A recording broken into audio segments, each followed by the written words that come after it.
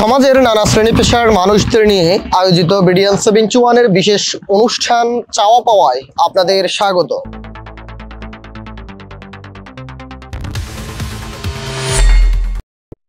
এই অনুষ্ঠানে আমরা অতিথিকে নানা ধরনের প্রশ্ন করে থাকি, যার মাধ্যমে আমরা জানার চেষ্টা করি অতিথির সফলতা, ব্যর্থতা, স্বপ্ন এবং বাস্তবতা। বিডিএন 71 এর ইনক্লুসিভ প্রশ্নের উত্তর দেওয়ার জন্য আজ আমাদের সঙ্গে রয়েছেন বিশেষ একজন অতিথি, যিনি জীবন পার করছেন নৌকাতেই থাকেন, নৌকাতেই খান, এখানেই ঘুমান।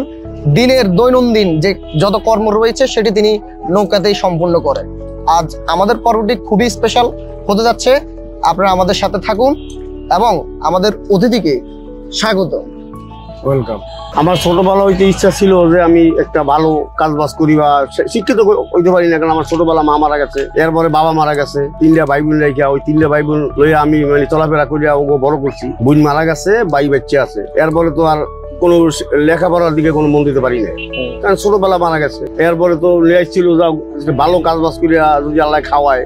আবার কাজ বাজ কি আমি জালুর ব্যবসা করছি আগে, ছোট এই সময় বিয়ে টিয়া করি নাই, জালুর ব্যবসা করি, ভালো উন্নতি করছিলাম। যে কোনো একটা পেশে পইরা আমি এবার সব গেছে কাপড়, ঠিক আছে। তখন কি করুম, 98 আগে আমি নৌকায় নেমে গেছি, 98 বন্যার সময় আমি নৌকায় নেমে গেছি। ওই তো আমি নৌকায় এখন তো বাই, কিন্তু আশা করছিলাম অনেক কিছু করতে পারি না তখন। এখন নৌকা বাই নেই, ডাইল ভাত খাইয়া পোলা বানালায় বাঁচায় নাকি, এখানে থাইকা এই যে নৌকায় ঘুমাই, নৌকায় খাই, নৌকায় চলাফেরা করি, এটা আমার কথা কেউই শান্তি লাগে না, কেউই শান্তির মধ্যে কেউ থাকে না, কিন্তু করতে হয় বিপদে পড়িয়া, ঠেইকা করতে হয়। এটা ঠেকা ছাড়া তো আর কিছু করার নেই। আমি যদি চাকরি বাদা করতে পারতাম তো আমার এখানে নৌকায় ঘুমান লাগতো না, নৌকায় হোটেলে খাওয়া লাগতো না। হোটেলে এমন দিন আছে টাকা আয় করতে পারি না, ডাইল ভাত দিয়ে খাওয়া লাগে। আর বড় লোকের কাম করলে তোর গোস বাস পোলাও খাওয়া যায়, কিন্তু আর কি করবো, এটা ভাগ্য এখন না যায় খন্ড কথা আছে না। এখন এটা আমার পরিস্থিতি শিকারে ভাগ্য গেলে আল্লাহ পাক এই নামাই যে নৌকায়। আমি 98 হইতে আর কি নৌকো ভাই, রাত 12:30 থেকে 1টা বাজে ঘুমাই, আবার সকাল 6টায় উঠতে হয়, বা কোনদিন 7টাও বাজে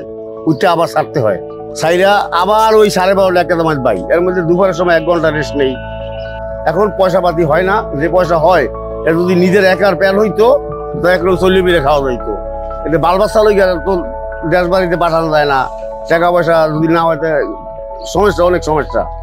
এই আমাকে এই কষ্ট দেখা কেউ সামনে আগাইবো না, যে তোরা কষ্ট করো, তাই তোগুলাকে পারাবার হই। অনেক পরিচিত মানুষ আছে, তোগুলাকে পারাবার হইলো 20 টাকা তোকে পারি, তা তোকে 100 টাকা দিলাম, যা চা টাকাই, এরকম হলো এখানে। দর্শক মন্ডলী, ঢাকা শহরের এক প্রান্তে যখন মানুষ আনন্দ উল্লাস এবং নানা রকম ফুর্তিতে মজে থাকে, ঠিক ঢাকার অপর প্রান্তে একটা শ্রেণী মানুষের দুঃখ, কষ্ট, গল্প গাথা দিন অতিবাহিত হয়। আপনারা শুনলেন সেরকমই একজন দুঃখে বরাক্রান্ত এক ব্যক্তির ইনক্লুসিভ কিছু প্রশ্নের উত্তর। আর এরই সাথে শেষ করছি আমরা আমাদের আজকের পরবর্তী পর্বটি দেখার আমন্ত্রণ জানিয়ে বিদায় নিচ্ছি আজকে। সবাই ভালো থাকবেন, সুস্থ থাকবেন, সবাইকে ধন্যবাদ।